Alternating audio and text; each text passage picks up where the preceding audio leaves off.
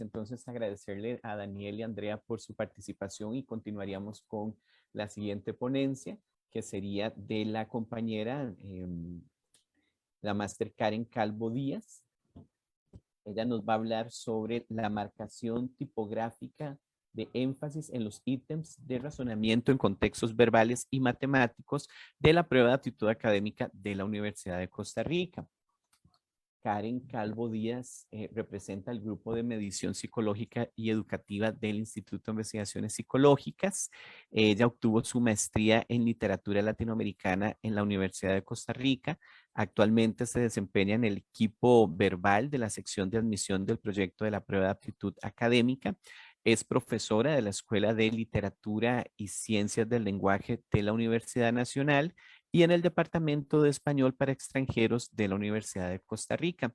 Sus áreas de interés son los estudios culturales, la literatura latinoamericana, la lingüística, la comprensión lectora y la enseñanza del español como segunda lengua. Karen, bienvenida. Muchas gracias por acompañarnos. Igual que las personas que la han precedido, va a tener 25 minutos para realizar su exposición y luego contaremos con un periodo de 15, 20 minutos para comentarios y preguntas de las personas. Muchas gracias, Karen, adelante. Muchas gracias, Andrés. Y bueno, buenos días a todos los que nos están siguiendo en este momento. Me uno a la felicitación, ¿verdad?, que ha imperado en estos días por el 61 aniversario del Instituto de Investigaciones Psicológicas y como efectivamente lo señala Andrés, yo pertenezco a este grupo, ¿verdad?, que se dedica básicamente a investigar justamente todos los elementos relacionados con las distintas pruebas que desde este instituto nosotros generamos. Una de ellas, la prueba de admisión, donde yo particularmente colaboro. Esta investigación lleva por título Marcación tipográfica de énfasis en los ítems de razonamiento en contextos verbales y matemáticos, sobre la prueba, ¿verdad?, que se aplica tanto para la Universidad de Costa Rica como para la Universidad Nacional.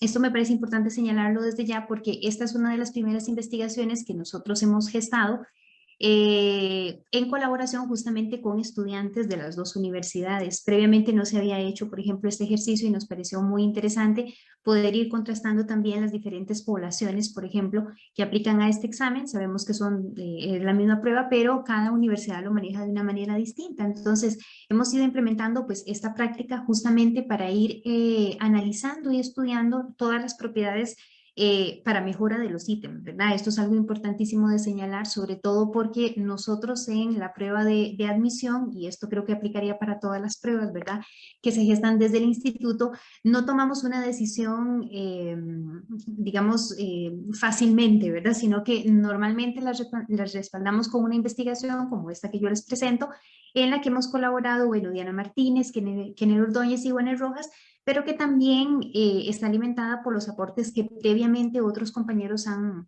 realizado justamente desde este marco de investigación.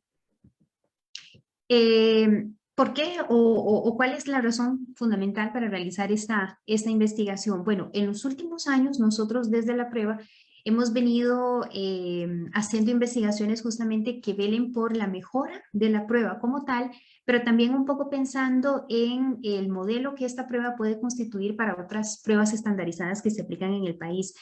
Como les digo, el instituto, bueno, tiene varias pruebas asociadas, pero también uno de los grandes retos, ¿no?, que tenemos a nivel país es justamente ir estandarizando todos estos procesos que nos permiten tomar justamente diferentes decisiones. Entonces, en ese marco es que hemos inscrito justamente esta investigación y también para ir implementando y conociendo nuevas metodologías que desde nuestro programa se pueden ir gestando, ¿verdad? Es decir, a nosotros nos interesa no solamente seguir metodologías ya trazadas con documentación teórica, sino también ir generando nuevas formas de acercarnos a un elemento que es tan particular como, por ejemplo, la prueba de admisión, ¿verdad? Que lo que mide es, por ejemplo, razonamiento en contextos generales, ¿verdad? Entonces, a veces la dificultad investigativa a la que nos hemos tenido que enfrentar justamente radica en que no hay una metodología que se acoja al trabajo que nosotros hacemos, máxime porque la repercusión que tienen nuestras investigaciones, otra vez, tiene que ver básicamente con la ejecución, con la buena ejecución de la prueba de admisión.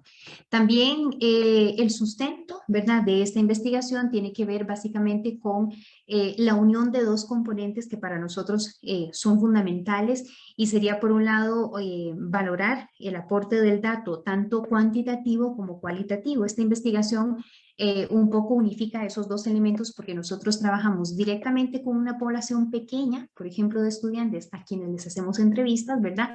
Pero también aplicamos un instrumento con mayor cantidad de participantes que nos generan los datos que nos permiten entonces considerar, por ejemplo, si los ítems tienen buenas características, si nos van a permitir, por ejemplo, tomar decisiones de ensamblaje, ¿verdad? Si nos permiten también mejorar elementos de la construcción propia. Entonces, en ese sentido, hermanar estos dos elementos para nosotros es fundamental, y creo que con esta investigación un poco lo hemos ido logrando. También esta investigación parte de todas estas líneas que les interesa trabajar específicamente el razonamiento, ¿verdad? En estos contextos que para nosotros han sido parte de nuestra prueba, que es el contexto verbal y matemático, sin olvidar, por ejemplo, el componente lingüístico, ¿verdad? Es decir, todos esos elementos asociados con la lengua, porque no olvidemos que evidentemente una prueba de admisión y cualquier otra prueba en realidad, bueno, se presenta una lengua, ¿verdad?, con ciertas características, y por eso es que puntualmente hemos decidido, perdón, centrarnos, por ejemplo, en la marcación, ¿verdad?, que era un elemento que que se ha utilizado tradicionalmente en la prueba. En realidad, pues, la prueba también tiene muchísimos años, y se ha utilizado siempre esa marcación, por ejemplo, en subrayado, en negrita, en cursiva, pero no había un respaldo teórico, ¿verdad?, o una investigación que definiera efectivamente si era viable seguir utilizándola o si por el contrario ya era hora de abandonar esa marcación, ¿verdad? Y como les decía, también el marco de esta investigación tiene que ver con la definición también del constructo. Cada vez que nosotros hacemos una investigación desde el programa permanente de la prueba de actitud académica, velamos porque esa investigación tenga un correlativo, ¿verdad?, con la prueba, y que no esté distanciada, ¿verdad? Y si ustedes revisan, por ejemplo, las últimas investigaciones que desde el programa hemos gestado, todas tienen una relación y una implicación directa con la prueba. Entonces, en ese sentido nos permite mejorar el constructo y también ir perfilando los lineamientos para la construcción de ítems, ¿verdad?, en aras justamente de que estos lineamientos puedan ser también utilizados por otras pruebas estandarizadas en el país. ¿Qué era lo que nos interesaba investigar? Bueno, algo que tengo que señalar primeramente es que mucha de la información con la que trabajamos para esta investigación y para otras del programa es información confidencial, ¿verdad? Entonces, nosotros tenemos que tener un tratamiento, digamos, un poco cauteloso, ¿verdad? Sobre todo porque en esta particularmente estamos trabajando, por ejemplo, con ítems tanto de banco como ítems experimentales, es decir, ítems que potencialmente se pueden utilizar gracias a la investigación que hagamos de ello. Y entonces hay datos que para nosotros tienen que justamente como cuidarse un poco porque no pueden ser de dominio público. Lo que sí puede ser de dominio público son los resultados de esta investigación, que es más o menos lo que les estoy presentando, y que, como les digo, en este caso particular a nosotros nos interesó centrarnos en un aspecto, ¿verdad?, que era justamente por qué razón o por qué argumentos, ¿verdad?, se seguía utilizando la marcación tipográfica en los ítems nuestros, ¿verdad?, en ciertas partículas. Y si ustedes, bueno, hicieron el examen de admisión hace unos años, se darán cuenta que efectivamente esa marcación ha estado ahí por muchísimo tiempo, ¿verdad? Esa marcación ha sido señalada o enfatizada, por ejemplo, con el uso de la negrita, del subrayado, de la mayúscula, y básicamente nuestra pregunta justamente radicaba en eso, ¿verdad? Es decir, ¿qué tan necesaria sigue siendo esa marcación, ¿verdad?, en los ítems que nosotros utilizamos, y que tenemos que señalar que se daba en los dos contextos, ¿verdad?, tanto en los ítems que tenían, digamos, más componente verbal como aquellos que tenían más componente matemático, y evidenciar, ¿verdad?, o verificar si había algún cambio, si decidíamos quitar o eliminar esa marcación. Y al final, bueno, los datos fueron bastante interesantes. Algo que debemos indicar acá es que el estudio particular, ¿verdad?, de este tipo de elementos, es decir, de las marcaciones en los ítems, en pruebas estandarizadas no es muy frecuente. Lo que sí es frecuente, y lo evidencian esos datos y estos textos que les estoy colocando acá en la filmina, es el estudio básicamente de la negación, que inevitablemente está relacionado con la marcación, porque generalmente es esa partícula, ¿verdad?, las que se marcan. Y hay toda una tradición que, por ejemplo, lo que hace es más o menos desacreditar, perdón, el uso de la marcación, que es algo muy complejo, que no estamos acostumbrados, por ejemplo, a pensar en negativo, que su uso no está recomendado, por ejemplo, en las pruebas estandarizadas. Y entonces se comenzó a establecer, ¿verdad?, este criterio de que si hay una negación en los ítems de pruebas, esa negación debería estar subrayada, ¿verdad?, o en negrita o con algún tipo de marcación. Entonces, necesariamente cuando hicimos esta investigación tuvimos que revisar toda esa bibliografía que hablaba de esta marcación y nos encontramos con la situación de que efectivamente, salvo algunos casos excepcionales, no había otras partículas, por ejemplo, además de la negativa, que se pudieran marcar.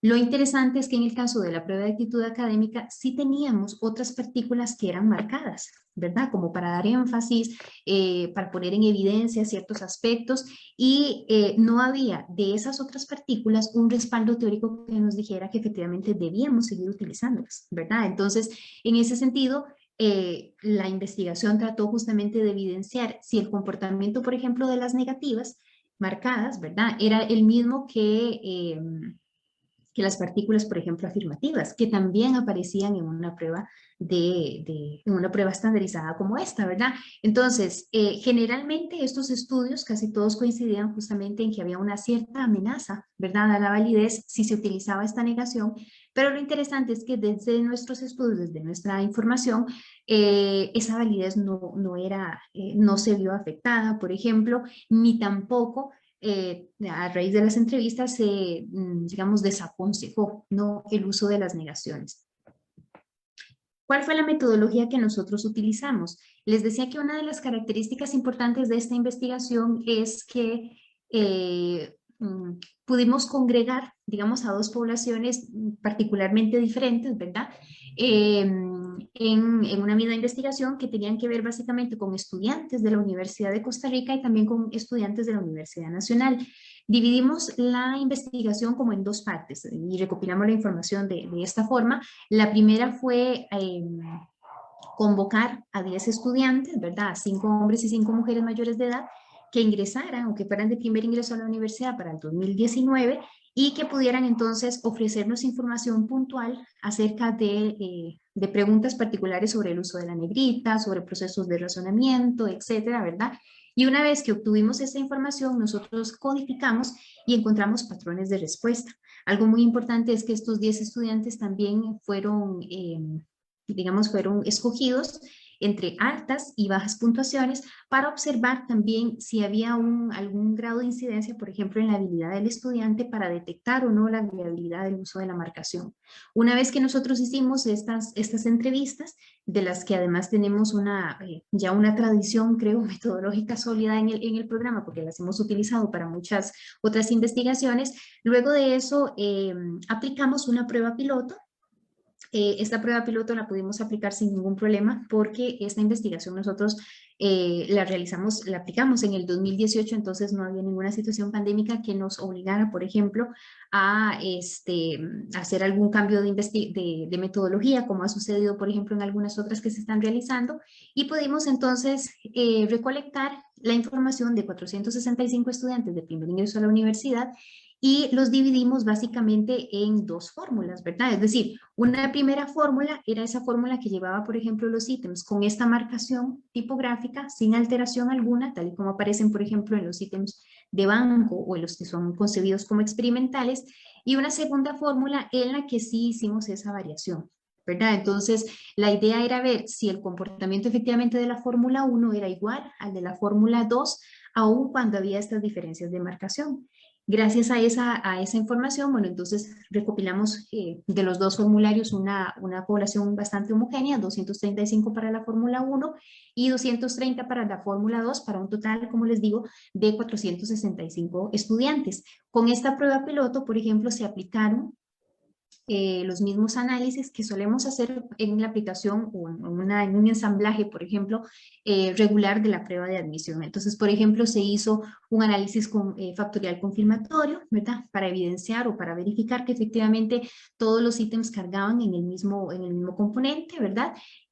También hicimos, por ejemplo, un análisis con el modelo logístico de 2 parámetros de TRI mediante la estimación bayesiana. Hicimos también el análisis del funcionamiento diferencial de los ítems para saber si, por ejemplo, había contextos en los que particularmente se veía beneficiada algún tipo de población. Y también graficamos, bueno, digamos, los datos particulares que siempre nos interesan a nosotros, como por ejemplo la curva de información del ítem, la curva característica del ítem, también todo lo que tenga que ver con la discriminación, la dificultad, y algo que también a nosotros desde la construcción nos interesa muchísimo es el análisis de los distractores, ¿verdad? Recuerden ustedes que, por ejemplo, los ítems están compuestos como de tres partes. El primero es el enunciado, después tenemos una instrucción y después tenemos los distractores. Generalmente la marcación, por ejemplo, tradicionalmente en la prueba se ha manejado en la instrucción, pero teníamos algunos casos en los que también había distractores que tenían alguna marcación. Entonces, para nosotros era muy interesante hacer también este análisis porque nos permite verificar, ¿verdad?, el comportamiento del ítem y también como preensamblarlo, ¿verdad? Es decir, si eran ítems experimentales que tenían buenas propiedades, pues era un candidato bastante interesante para poder mandarlo a un ensamblaje regular. Los elementos estudiados como tal, bueno, fueron las partículas negativas, ¿verdad? Que como les decía, tradicionalmente han sido las que más se han marcado en este tópico, ¿verdad? O que han sido parte, digamos, de mayor estudio, y que en el caso particular de los ítems que nosotros escogimos, y por representatividad también del banco, serían el no, falso, oponer y contradice, ¿verdad? Entonces, todas ellas eran básicamente señaladas un poco para reforzar, ¿verdad?, esta idea de lea con cuidado, ponga atención a esta partícula, no es lo que usted debería pensar, sino todo lo contrario, ¿verdad? Y también se analizaron las afirmaciones que se destacaban también o que se destacan en algunos ítems del banco, que son, por ejemplo, el verdadero y con certeza. Por ejemplo, el verdadero, uno podría decir también que tradicionalmente se marcó en el banco por oposición justamente a las negaciones, ¿verdad? Y el con certeza es también una de las famosas partículas, ¿verdad?, que aparecen en los ítems de la prueba, justamente para señalar la certeza absoluta, ¿verdad? El convencimiento total de que esa es la clave y no la otra. Entonces, debido a que esta juega mucho con la posibilidad, es decir, con un ítem que de pronto me da a mí la opción de que, sí, podría ser, o etcétera, yo no debería estar preguntándome eso. Sí, tenemos un con certeza que lo que me refuerza es efectivamente llegar a esa clave de una forma contundente. Entonces, por esa razón es que se marcaban dentro de los ítems de la prueba, ¿verdad? Ahora, ¿cuál es la información que logramos recopilar a partir, por ejemplo, de la entrevista? Bueno, ya les decía que del pilotaje, por ejemplo, hicimos los análisis regulares que se le hacen a una prueba estandarizada y que realmente nos permitieron, como les digo, tomar muy buenas decisiones sobre algunos ítems de los que teníamos incluso dudas, ¿verdad?, de si era un buen candidato o no para enviarlo a prueba, y que al final entonces dieron características que ahorita les voy a compartir. Pero sobre la entrevista, también a nosotros nos interesaba seguir validando este instrumento, esta metodología en realidad, porque como les digo, ya han habido investigaciones previas donde se ha trabajado con la entrevista. Entonces, esta convocatoria y este encuentro, por ejemplo, que nosotros como investigadores podemos tener con la población meta es para nosotros muy importante. Nosotros trabajamos con la población, digamos, más próxima a quienes aplican el examen de admisión, que serían, por ejemplo, los estudiantes de primer ingreso, que ya se enfrentaron al examen, que ya conocen cómo es el comportamiento de algunos de los ítems y que también nos permiten o de quienes obtenemos, digamos, variada información. ¿Qué obtuvimos nosotros particularmente? Bueno, muchos de ellos verbalizaron, por ejemplo, el proceso de resolución, y este es un proceso, digamos, que es de carácter más confidencial, ¿verdad? Porque ellos, por ejemplo, hablan del ítem, cómo lo resuelven, cuál es la clave, por ejemplo, que le darían al ítem. También hablan, por ejemplo, acerca de la plausibilidad de los distractores. Entonces mencionan, por ejemplo, cuál de los distractores, además de la clave, les parece más interesante. Hablan sobre las mejoras que se le podrían realizar al ítem como tal, porque esto es una pregunta directa que se les hace. Por ejemplo, si hay palabras que no comprenden, elementos que de alguna u otra forma modificarían. Y para nosotros esa parte es sumamente importante porque entonces nos permite hacer mejoras posteriores al ítem que no habíamos considerado, ¿verdad? Una de estas experiencias que más nos interesa de la entrevista es que también conocemos la otra cara de la moneda, ¿verdad? Nosotros normalmente como jueces expertos conocemos bien el constructo, conocemos bien las categorías, pero a veces obviamos aspectos desde la resolución que para los ítems es importante porque establecen, digamos, como una especie de mejoría en ellos. Entonces nosotros no descartamos eso cuando lo tenemos de las entrevistas.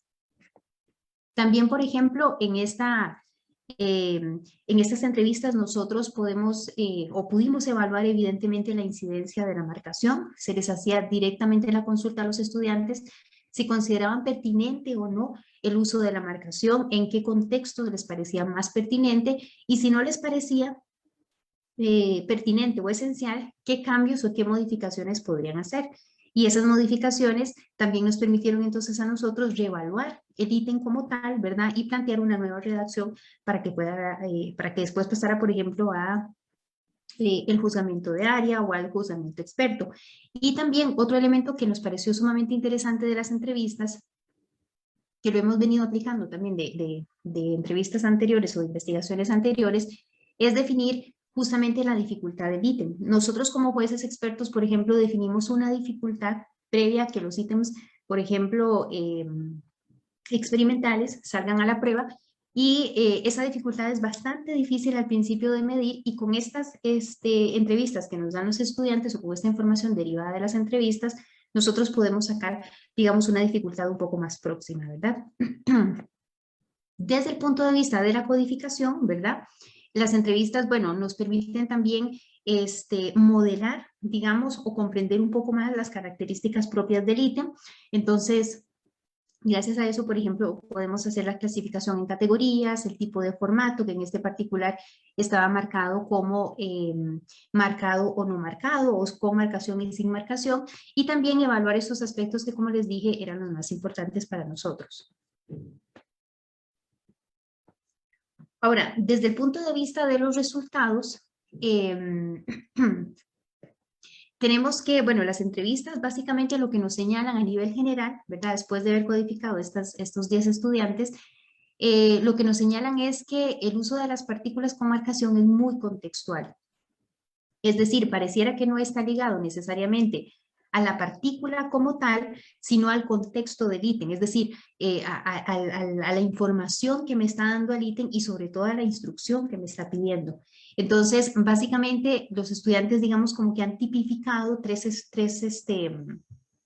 razones fundamentales, ¿verdad? A partir de las cuales se puede utilizar esta marcación, que serían, bueno, como una estrategia para indicar palabras clave, que eso no contradice, por ejemplo, la bibliografía que ya conocemos, y esto principalmente aplicaría, por ejemplo, para las partículas del no y con certeza, ¿verdad? Que son como partículas a las que especialmente hay que ponerles cuidado, ¿no? La número 2 es que indica claridad en la pregunta o en la instrucción del ítem, pero esto es muy, otra vez muy contextual, ¿verdad? Es decir, porque recuerdo que, por ejemplo, en las entrevistas algunos estudiantes decían, bueno, es que ¿por qué en el ítem no se me subraya? Y lo usaban de esa forma, la idea principal, ¿verdad? Entonces, eso es casi como decirles cuál es la respuesta, ¿verdad? Entonces, cuando ellos señalan que le da claridad a la pregunta o a la instrucción del ítem, básicamente tiene que ver mucho con esta idea de dar una estrategia o dar una pista, ¿verdad? Clave para poder llegar más fácilmente a la respuesta. Y también algunos estudiantes, principalmente los estudiantes que obtuvieron altas puntuaciones, señalaban que cuando existe la marcación, a ellos les permite concentrarse un poco mejor, ¿verdad? Es decir, que si existe la marcación, de pronto ellos pueden obviar, ¿verdad? Algunos otros aspectos que de la lectura les puedan distraer y entonces con mayor facilidad van a llegar justamente a la respuesta, ¿no? Pero como les digo, estos resultados nos indican más o menos que para ellos, ¿verdad? Sigue siendo un efecto bastante contextual y no necesariamente una partícula debe estar marcada siempre, ¿verdad? Es decir, que el no siempre debería estar marcado, que no, con el certeza, por ejemplo, no siempre debería estar marcado, etc. Les comparto aquí también una pequeña transcripción, ¿verdad? Que hicimos justamente de estas que los estudiantes daban de sus reportes, que no puedo compartirles todo porque, como les digo, hay material confidencial de por medio, pero que en esta queda muy claro justamente cuál sería la competencia de alguna forma de los estudiantes cuando se enfrentan justamente a estas marcaciones en la prueba. Dice lo siguiente: a mí me parece que uno igual tiene que leer todo con cuidado, porque parte de lo que se está evaluando es justamente la comprensión de lectura. Entonces, no sería como una injusticia por parte de los examinadores no ponerlo en negrita. Perfectamente se podría poner así. Uno escucha a la gente, uno conoce los promedios y todo eso. Que yo varias preguntas las tuve malas por leer mal. Entonces, es una manera de cómo evaluar. Es un detalle bonito, pero no lo considero necesario. Principalmente cuando cuál no es verdadera o cuál es falsa. Eso a uno sí se le olvida. Enreda bastante. Entonces, tiene que leer varias veces la pregunta. O estarla leyendo para recordar que estoy buscando. Entonces, cuando está subrayado, entonces queda más claro, uno lo tiene más presente sin estar leyendo tanto, entonces es útil, no es indispensable. Esta lo dijo una mujer, ¿verdad? Que obtuvo altas puntuaciones, que eran justamente uno de los criterios de selección para estos 10 estudiantes. Sobre los resultados del pilotaje, tenemos aquí entonces que, por un lado, se logró corroborar, ¿verdad? A partir del análisis factorial, la unidimensionalidad, de la prueba piloto, excepto de 2 ítems. Es decir, que todos los ítems que nosotros ensamblamos en estos formularios, que eran más o menos 30 preguntas, ¿sí? De ellos solamente 2, ¿verdad? No cargaron correctamente y esos ítems después pasaron entonces por un proceso de corrección justamente para saber en qué aspecto se alejaron del constructo o de la medición del constructo, por ejemplo. No hay diferencias significativas en las propiedades de los ítems, es decir, que la fórmula aplicada, tanto la fórmula 1 como la fórmula 2, los análisis estadísticos que típicamente hacemos, como aplicando la teoría clásica de los test, como la teoría de respuesta del ítem, como los análisis de distractores, las dos cargaron de forma muy similar. De tal forma que nos demuestra que entonces si hay marcación o no hay marcación, no hay un efecto directo en los ítems, ¿verdad? Si no existe la marcación, el ítem tiende a dificultarse levemente, ¿verdad? Mientras que si tiene algunos de los resaltados, que son típicamente la negrita, el subrayado y la mayúscula, se facilita. Pero el tamaño del efecto es irrelevante, ¿verdad? Porque tiene una desviación, ven ustedes, que de 0.30. Entonces, no es una desviación que a uno le permita, por ejemplo, decir y establecer, sí, si existe marcación, entonces el ítem es más difícil o es más fácil, por ejemplo. La marcación facilita el ítem cuando se presentan ciertas partículas, como por ejemplo con certeza, ningún o verdadera, ¿verdad? Entonces, pareciera que estos ítems no son tan difíciles, por ejemplo, como los ítems donde aparecen necesariamente otras partículas, pero otra vez, eso no podríamos señalar con certeza que sea una dificultad dada por esas partículas, sino más bien por el contexto del ítem como tal, ¿verdad? Y de hecho, a nosotros como prueba, no nos sirve, ¿verdad? Que justamente la dificultad de un ítem sea por una partícula específica, sino que más bien sea porque estamos estableciendo un proceso de razonamiento más complejo. Por ejemplo, la marcación es irrelevante en la dificultad cuando aparece la partícula falsa, no, con certeza, y finalmente la marcación dificulta el ítem en una categoría que para nosotros resulta sí, ya per se, un poco más difíciles que otras categorías, que sería, por ejemplo, la de oponer, ¿verdad? Y que esto ahorita en las conclusiones lo vamos a ver, que tiene que ver justamente con que la oposición o la negación no es una forma natural de pensar, ¿verdad? Entonces, no es que la partícula como tal sea difícil, ¿verdad? Sino más bien todo ese proceso que hay que realizar cuando se nos solicita una oposición o un trabajo de negación, por ejemplo. Y finalmente, bueno, se recomienda entonces suprimir la marcación en los ítems con el fin de cumplir con el requerimiento, ¿verdad?, de una prueba que no haga diferencias, porque también hemos notado que, por ejemplo, a la población ciega, que también realiza nuestra prueba, no es necesariamente un aspecto que a ellos les beneficie, ¿verdad? Es decir, es una población que no distingue, por ejemplo, cuándo está la marcación y cuándo no. Entonces, no tener esa distinción en la prueba, pues nos ayudaría justamente a tener una prueba mucho más homogénea, claro. Y para ir concluyendo, sobre la marcación, bueno, nada más voy a enfatizar algunos aspectos, como por ejemplo, que sobre la marcación como tal, ¿verdad? Que era lo que nosotros a nivel global nos interesaba, vemos que la pertinencia de la marcación más bien es de tipo contextual, ¿verdad? Es decir, que no siempre se puede mantener la marcación estandarizada de ciertas partículas, como ha sido el imperativo en la prueba, ¿verdad? Y que está siempre más asociada cuando aparece un nuevo un falso y todas estas partículas que tienen que ver más con la negación. También desde este análisis que se hace de la marcación no hay un cambio significativo, ¿verdad? En la dificultad del ítem, y esto es algo que a nosotros particularmente nos interesaba probar, ¿verdad? Que efectivamente podemos eliminar la marcación en una prueba estandarizada sin el riesgo de que se caiga la discriminación o la dificultad o alguna característica técnica del ítem, ¿verdad? Porque efectivamente nosotros no estamos evaluando, por ejemplo, las negaciones como tal. Es decir, no es una prueba de idioma, ¿verdad? En la que quizás ahí sí reconocer ciertas negaciones es importante y el peso, digamos, de la dificultad estaría en esa partícula. En nuestra prueba eso no aplica, ¿verdad? Y también, como les decía, una de las cosas importantes sobre la marcación a la que concluimos es que prescindir de la marcación nos permite entonces un diseño homogéneo. Incluso en términos de ensamblaje es mucho más sencillo, ¿verdad? Ensamblar una prueba que no tenga estas marcaciones frente a una que las tenga, ¿verdad? Porque entonces requiere más cuidado, observar minuciosamente que la marcación está en el lugar correcto, ¿verdad? En el ítem correcto, etcétera, ¿verdad? Sobre la negación, y esto es algo muy interesante, que va a derivar posiblemente en otra investigación, se han generado una serie de debates, ¿verdad? Sobre su viabilidad, sobre su uso, ¿verdad? En particular, y algunos detractores, entre ellos, bueno, aquí yo se los cito, señalan que, por ejemplo, no se recomienda, ¿verdad? El uso de la negación porque genera un doble negativo, porque agrega una carga cognitiva mayor, como les decía, no es un proceso natural, pero también porque incrementa los niveles de ansiedad. También no es tan recomendable el uso de la negación porque ante un descuido de lectura, ¿verdad? Podría perderse la orientación del ítem, que era más o menos lo que decía la estudiante en la entrevista, ¿verdad? O sea, como que es un detalle bonito que lo señalen, pero también es una responsabilidad del evaluado, por ejemplo, saber en qué momento la negación comienza a funcionar, ¿verdad? Sin embargo, hay investigaciones que dicen que no se podría o no se debería jugar como con esa posibilidad, ¿verdad? De una lectura rápida. También se habla de que la pregunta de una alternativa falsa a veces supone, ¿verdad?, que el examinado conoce los aspectos verdaderos y no necesariamente, ¿verdad? Es decir, reconocer la falsedad no necesariamente nos lleva a afirmar la verdad, por decirlo de alguna manera.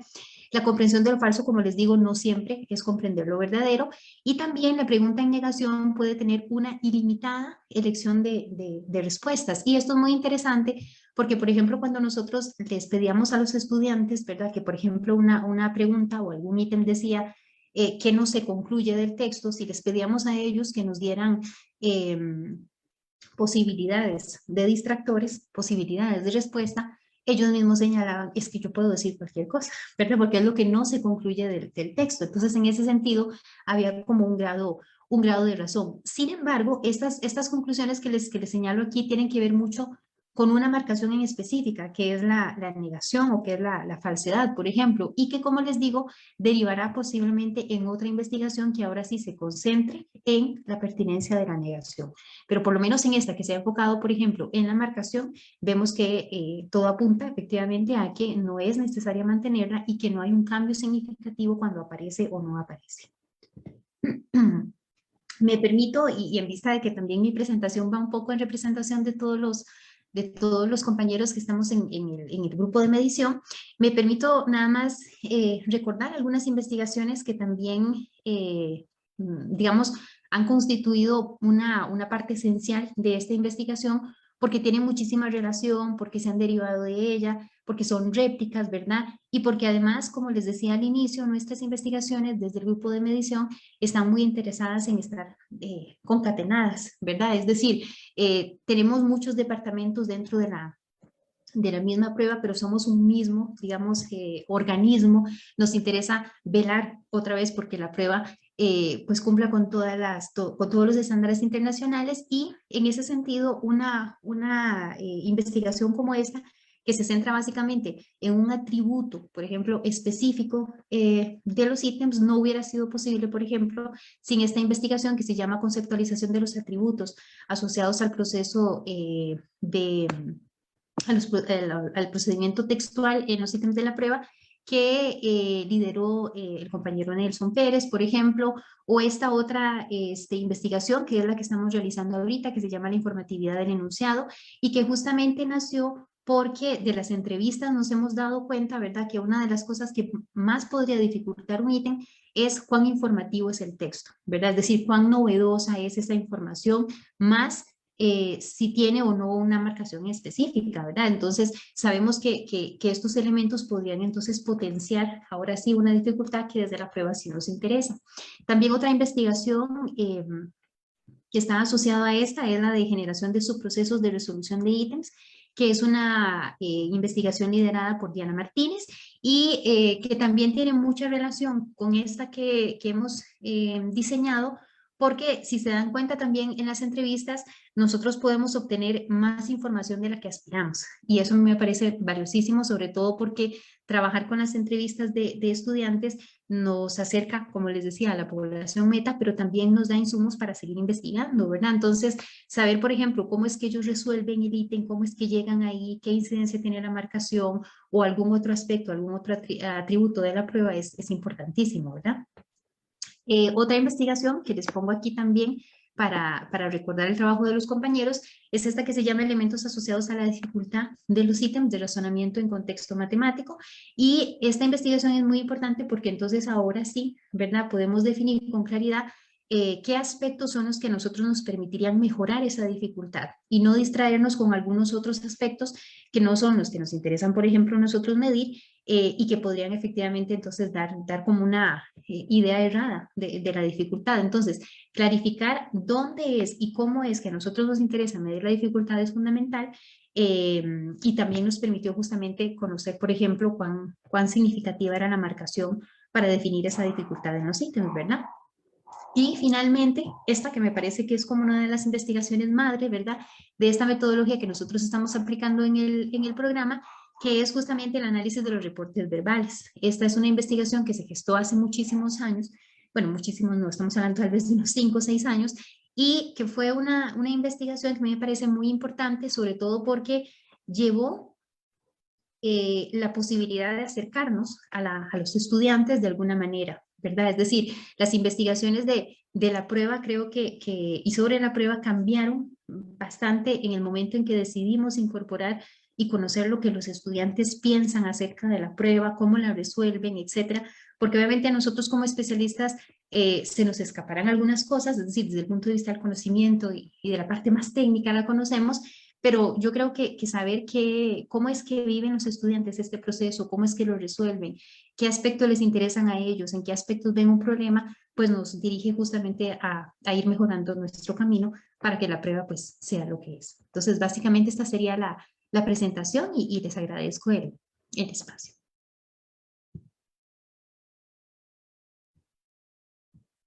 Muchas gracias, Karen, por esta presentación. Yo creo que es increíble ver lo que hay detrás de una prueba tan importante para la Universidad de Costa Rica y para este país, ¿verdad? Y también a veces uno no se imagina todo el trabajo que conlleva el mantener una prueba estandarizada de altas consecuencias, como es la prueba de aptitud académica, eh, como vos mismo decías, de acuerdo a los estándares internacionales de calidad. Entonces, muy impresionante tu exposición en ese sentido. Creo que no tenemos en este momento ninguna pregunta ni ningún comentario. Entonces, continuaríamos con el programa de las jornadas. Agradecerle entonces a Karen su participación. Gracias a ustedes. Seguiríamos a continuación